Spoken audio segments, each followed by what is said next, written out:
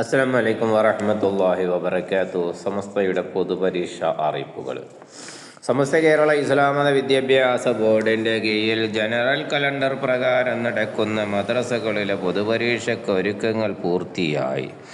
വിദേശ രാജ്യങ്ങളിൽ ജനുവരി 23, 24 തീയതികളിലും ഇന്ത്യയിൽ 24, 25 തീയതികളിലുമാണ് പരീക്ഷ.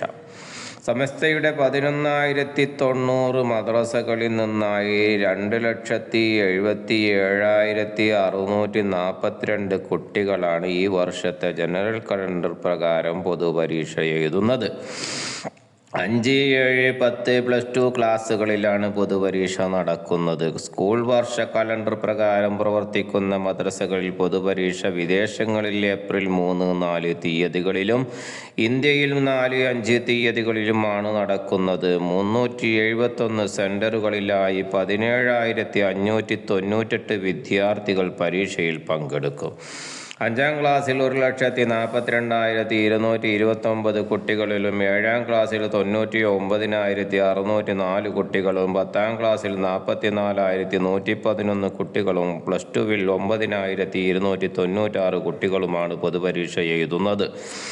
5ാം ക്ലാസ്സിൽ 25,555, 10ൽ 662, +2വിൽ 1,350 വിദ്യാർത്ഥികളും ഈ വർഷം വർദ്ധിച്ചിട്ടുണ്ട്.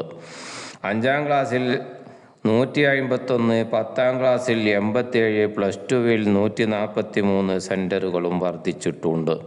പൊതുപരീക്ഷയ്ക്ക് 157 ഡിവിഷൻ കേന്ദ്രങ്ങളിൽ 11,376 സൂപ്പർവൈസർമാരെ നിയോഗിച്ചിട്ടുണ്ട്. ഡിവിഷൻ സൂപ്രണ്ടുമാർക്കുള്ള പരിശീലനം, ചോദ്യപേപ്പർ വിതരണവും 22-ന് വ്യാഴാഴ്ച രാവിലെ 7-ന് ചേളാരി മുഅല്ലിം ഓഡിറ്റോറിയത്തിൽ നടക്കും.